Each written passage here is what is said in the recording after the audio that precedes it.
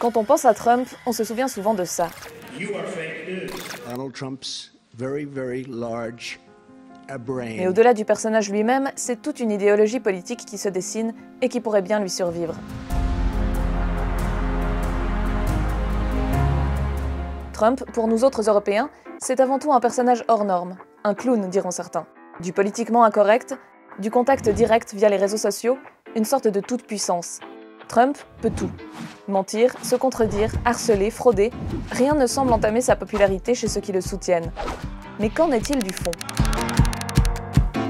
C'est précisément cette manière de communiquer qui a fait le succès du président sortant et a contribué à élargir sa base électorale. Dans une Amérique où la défense des minorités a pris le dessus sur les luttes entre les classes sociales, la parole sans tabou d'un président souvent taxé de sexisme, de racisme ou d'homophobie a séduit plus d'un électeur ou électrice. De celles et ceux qui se revendiquent appartenir aux délaissés. En 2016, on avait beaucoup insisté sur le fait qu'il avait réussi à s'adresser à un électorat en mal de représentation, notamment la classe ouvrière blanche dans les États en désindustrialisation.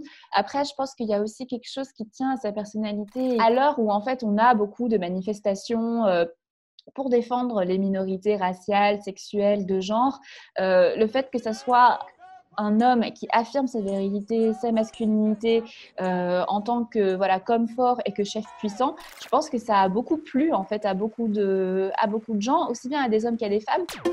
Se posant en martyr, victime des médias et de la classe politique, Trump accentue son image d'homme qui souffre pour les délaissés et les oubliés de ces mêmes politiciens corrompus et journalistes propagateurs de fake news. Plus généralement, le génie de Trump, c'était effectivement d'incarner les émotions toute une série de personnes. Pas mal de personnes qui n'avaient pas la moindre idée de leur point de vue sur tel ou tel sujet de l'actualité. Ils étaient prêts à suivre Trump parce que Trump a incarné, il a donné voix exactement à leurs émotions. Il a eu de la haine envers tout un groupe de personnes. Eux, ils avaient une haine également. Et donc, en suivant Trump, ils ont ensuite suivi ses propos et ses arguments. Ces partisans semblent alors prendre comme une attaque personnelle toute remise en question de leur leader. De là à s'imaginer victime d'un vaste complot, il n'y a qu'un pas que certains n'hésitent pas à franchir.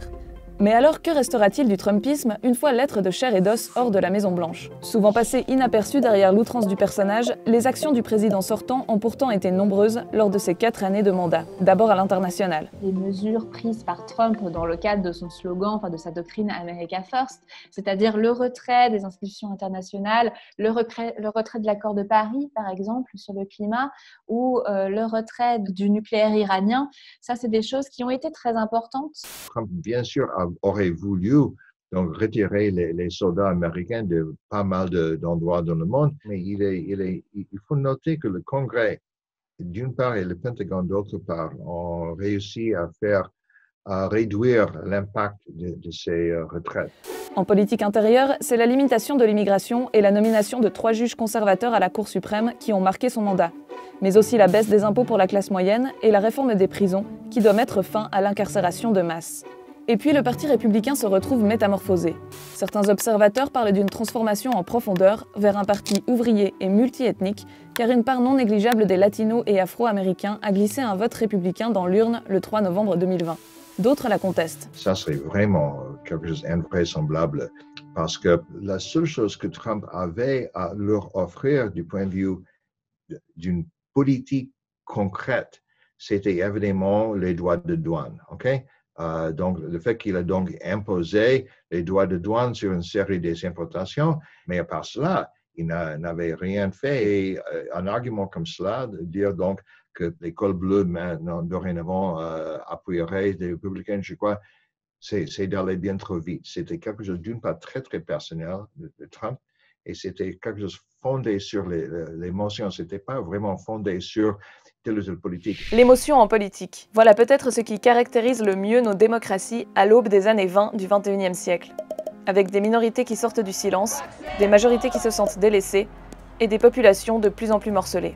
On aurait tort d'imaginer que c'est un phénomène qui est juste américain. Trump est à l'avant-garde de tout cela. Le Trumpisme, en sorte, c'est quelque chose qui va bien au-delà de Trump. Il n'y avait pas quelque chose d'émotionnel qui liait Trump, par exemple, à ses défenseurs en France, en Allemagne, en Grèce, etc. Ils sentaient donc une majorité négligée. Et je crois que ça c'est quelque chose qui, pour moi, pourrait survivre à cet égard-là.